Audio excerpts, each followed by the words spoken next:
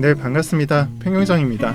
비트가 이번 반등세에서 618 구간에서 지지가 실현이 되었고 넘기지 못했었던 고점을 오늘 날짜로 넘겨주고 있는 상황입니다.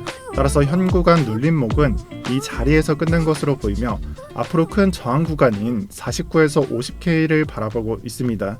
그래서 매수세가 받쳐준다면 저항을 뚫어줄 것이고 큰 그림에서는 다시 상승 차트를 그려줄 수 있는 순간입니다. 그래서 많은 분들이 이 부근에서 이와 반대되는 하락파동상 C파동이 나오는 이 49에서 50K를 바라보고 있으니 여러분들은 추석 동안 이 부근에서 얼마나 눌리는지 이것이 관찰 포인트가 될 거고요. 오늘 같은 경우에는 시황부터 시작해서 해외 시장과 수급을 살펴보도록 하겠습니다.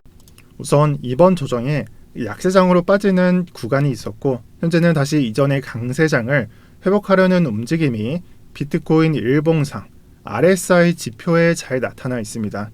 또한 현재 부근에서 강세장 유무는 점선으로 나와 있는 이 49K 부근을 이탈하냐에 따라서 확정이 될지 안 될지, 확정될지 안 될지가 결과가 나오게 되겠습니다. 따라서 이전에는 이 부근에서 한번 눌리고 간다라고 말씀을 드렸었는데 지금 현재 말씀드린 이 눌림목이 출현을 해주고 있습니다. 또한 이 눌림목 정도에 따라서 이번 반등이 확정적이냐 아니면 또다시 약세장으로 긴 기간을 보낼 것인지 결정이 될 수가 있습니다. 따라서 이 조정 파동이 연장된다는 관점에서는 다시 하락의 입장이지만 제가 봤을 때는 여기에 그려드리겠습니다. 다시 하락세로 보는 관점이 있지만 저 같은 경우에는 한번 눌리고 간다라고 보고 있다는 점 말씀드리겠습니다. 또한 도미넌스상으로는 아직까지 알트코인의 메리트를 못 찾은 상태입니다. 현재 차트만으로는 잡코인과 준메이저 장이 혼용이 되고 있고 오늘의 상승이 내일의 하락인 차트를 보여주고 있고요. 도미넌스가 암시하는 바는 상승을 말해주고 있으니 주의해야 하는 구간에 해당합니다. 또한 며칠간 변동 구간이 없어서 달라진 점은 없고 이 부분이 올라가기 전까지는 지금의 잡코인과 준메이저가 혼용이 되는 장세를 유지해준다고 봅니다. 이 부분이 업비트 차트상으로는 잡코인들과 또 준메이저가 혼용이 되는 장세를 나타내주고 있고요. 상승량이 크더라도 도미넌스상 큰 하락이 없으니 우상향하는 차트를 전혀 보여주지 못하고 있습니다. 그래서 올라갔다 내려갔다 이런 단타 장세만 표현이 되고 있다는 점을 참고해 주시고요. 안타깝게도 그런 면에서는 이 비트코인이 더욱 유리한 구간임을 말해주고 있습니다. 더욱 안타깝지만 비트로 교환이 안 된 분들은 지금의 장세에서는 조금 조급함을 느끼실 수도 있고요. 저 또한 일부 물려있기에 비트로 교환을 못해서 비트는 선물 차트 외에는 크게 개입을 못하고 있습니다. 하지만 전날 말씀드린 부분, 이전에 말씀드린 부분은 이런 2% 정도의 작은 장세를 말씀드린 것이 아니라 큰 그림에서 진행도를 말씀드린 것이니 천천히 비트를 준비해 주시면 되겠고요. 아마 도미넌스가 올라가는 순간부터는 그때부터는 준비하기가 힘드실 겁니다. 자, 그리고 그 다음으로는 제가 예전에 레이어 2를 언급해 드리면서 체인 형식의 코인과 이 레이어 2 코인들을 설명을 드렸었고 확장성을 지향하는 레이어 2의 상승분은 미지수이지만 인터체인 형식의 코인들이 장세를 크게 받는다고 말씀을 드렸죠.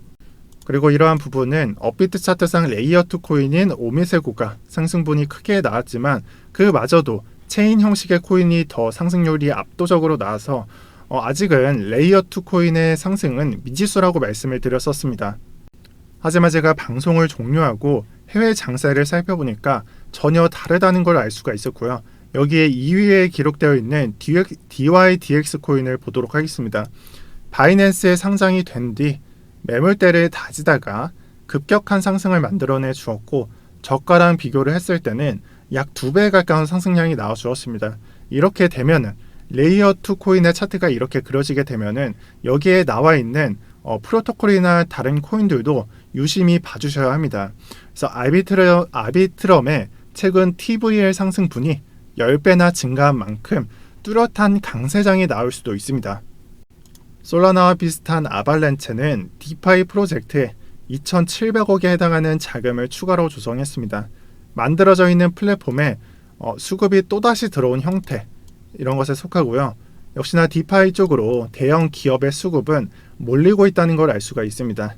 그래서 차트상으로는 이번 조정에 약 40%에 가까운 하락량을 보여주었지만 크게 본다면 절반에 가까운 눌림목을 보여주었지만 이러한 추가 기업 수급으로 크게 올려주는 모습을 관찰해 줄 수 있고요.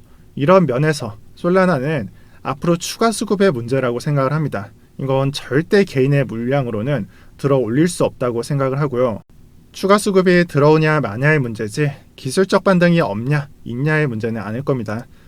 또한 저 같은 경우에는 이번 눌림목에서 계속 사고 있다라고 말씀을 드리고 이 솔라나가 횡보를 실현한다면 저는 이 솔라나 기반 코인들로 순환이 된다라고 생각을 하면서 업비트에 상장되어 있는 세럼이나 아니면 바이낸스에 상장되어 있는 아리엔, 렌코인 등을 매매하고 있습니다. 아마 내려갈 때 사시는 게 좀 힘드실 겁니다. 하지만 저는 눌릴 때 많이 사는 편이라서 여러분들께서는 이 점을 고려해 주시길 바랍니다. 다시 돌아와서 방금 말씀드렸던 아발란체 플랫폼을 좀 더 보도록 하겠습니다. 여기에는 월렛이나 인프라나 게임 등이 있지만 제가 중요하게 생각하는 디파이와 NFT를 따로 캡처해 왔습니다. 그래서 눈에 띄는 것은 에이브, 또 스시스왑 등이 눈에 보이고 업비트 BTC 마켓에 있는 바이프로스트 댓글에 좀 물렸다라고 하신 분들이 많으시던데 이런 것도 있고요. 디파이 준메이저에 해당하는 체인 링크가 있고 솔라나 시스템에 있는 렌코인이 보입니다. 이외에 여러분들이 들고 계신 코인들이 있으시면 댓글에 적어주시고요. 저는 여기에 있는 코인들이 모두 상승한다라고는 생각하지 않습니다. 저 같은 경우에는 이런 하나하나의 코인들을 트윗을 오타쿠처럼 뒤져가면서 연구를 할 거고요. 어쩌면 그런 면에서는 렌 같은 코인이 이 중에서도 나올 것처럼 보고 있습니다. 그래서 차트를 한번 보도록 할게요. 최근에 상승량이 되게 크게 나온 걸 확인할 수가 있고 여러분들이 진짜 정말 연구를 많이 하다 보면은 이런 렌 같은 코인도 하나쯤은 발견할 수 있을 거고요. 자, 그래서 오늘도 추석 연휴의 시작이고 현재 장이 도미넌스 등 애매한 부분이 아직까지 답변을 주지 않는 그런 부분이 많지만 저는 여러분들이 가족과의 시간도 중요하다고 말씀을 드리고 싶고요. 제가 생각하기에는 지나간 시간은 되돌이킬 수가 없습니다. 그래서 가족과의 즐거운 시간 보내시면 좋겠고요. 오늘도 평경장이었습니다. 자, 시간 하실 때 구독 한 번씩 부탁드리고 감사합니다. 그리고 이 부분은 제가 추가로 연결이 되는 코인이 있으면은 다음 영상에서 찾아뵙도록 하겠습니다. 시청 감사드립니다.